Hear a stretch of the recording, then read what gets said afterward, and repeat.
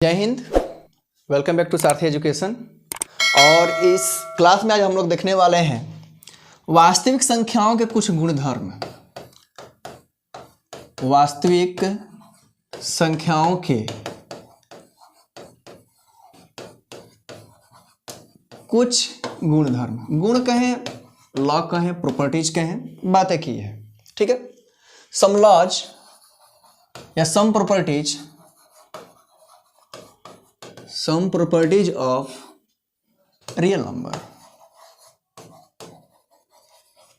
आज इसको समझेंगे कि इसके कुछ इसके प्रॉपर्टीज जो हैं कभी कभी एग्जाम्स में आते हैं, खासकर कि ये क्लास 6, क्लास 7, क्लास 8 इन तीनों क्लास में पूछता है कि कौन सा नियम है इसमें। तो पहला जो इसमें लॉ आता है, जो सबसे फर्स्ट आता है, उसको कहते हैं संवरक का नियम। संवरक का नियम।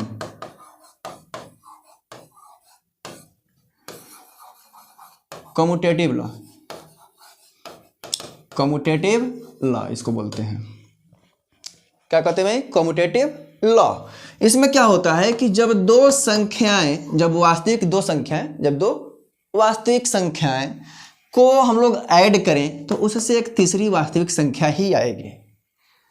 जब किसी दो वास्तविक संख्याओं को लेकर के हम लोग जोड़ें तो उससे एक तीसरी वास्तविक संख्याएं ही आएंगी। हमेशा यही इसका रूल कहता है। यानी कि जब दो लोग मिलते हैं तो फिर तीसरे आते हैं। समझ रहे होंगे आप लोग मैं कहना क्या चाहता हूं। जैसे अगर एग्जाम्पल देखें इसका, 5 + 3 जोड़ेंगे, दोनों क्या है? वास्तविक नंबर्स हैं, रियल नंबर्स हैं। तो फिर जब दोनों को जोड़ेंगे तो 8 आएगा, एक नया नंबर आ गया। ऐसे हम लोग किसी भी 2 या 3 संख्याओं को, 4 संख्याओं को लेकर जोड़ें तो एक संख्या ही आएगा ना, जिसको हम लोग वास्तविक संख्या कहते हैं।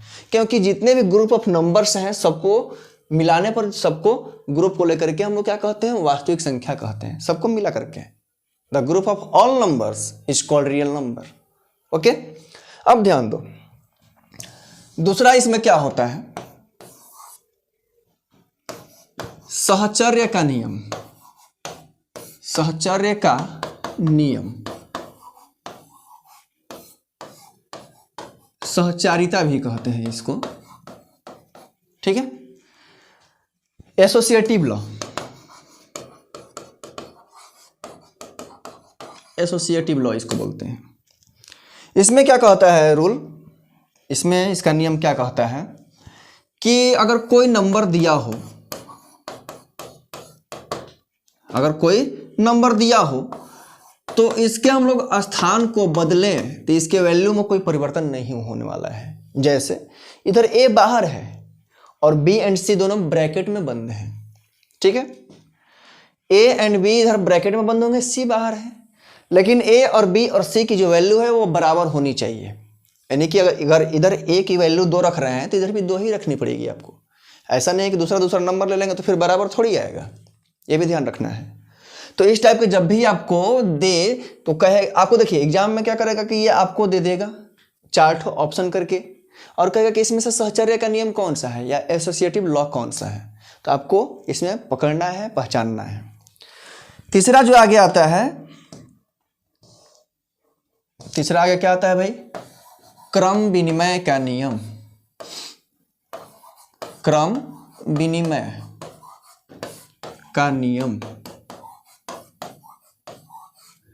इसमें क्या होता है कि a + b या b + a दोनों की वैल्यू बराबर है।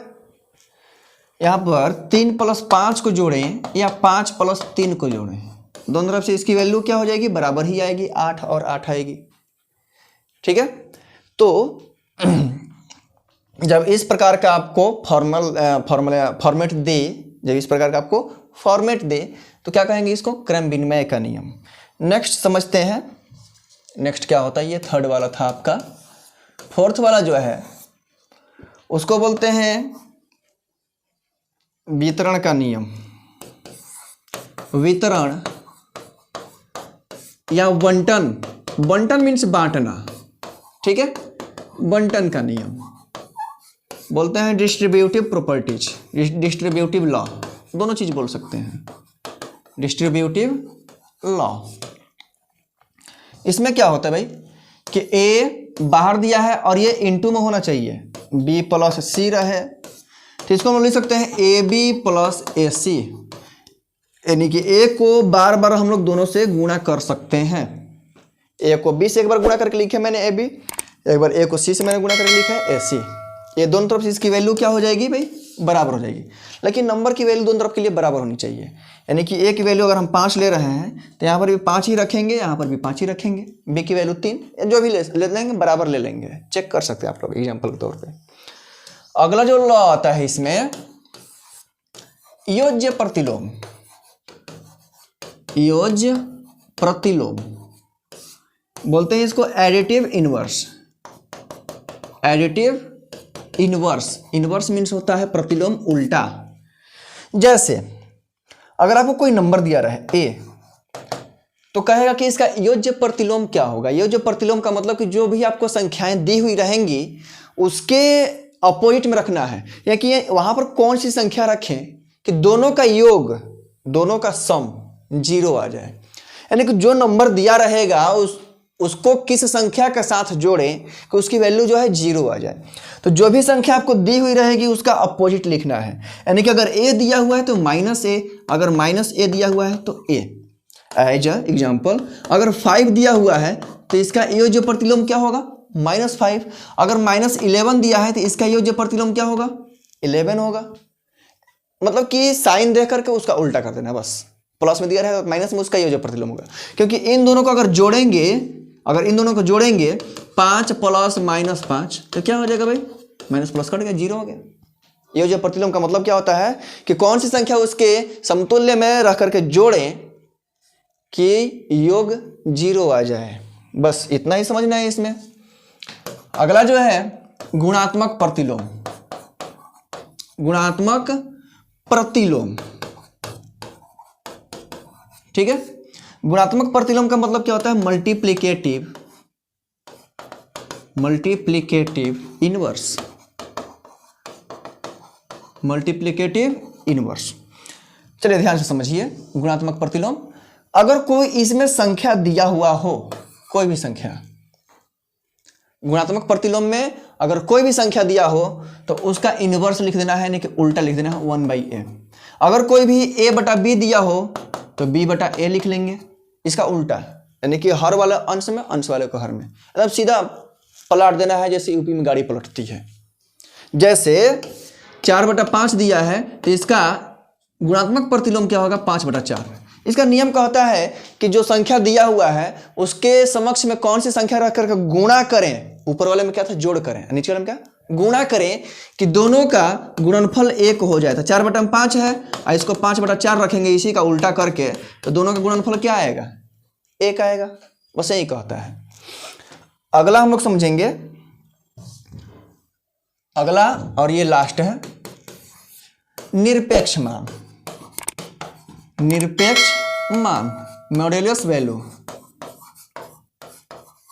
Modulus value. इसका एक साइन होता है, ठीक है, इसका एक साइन होता है।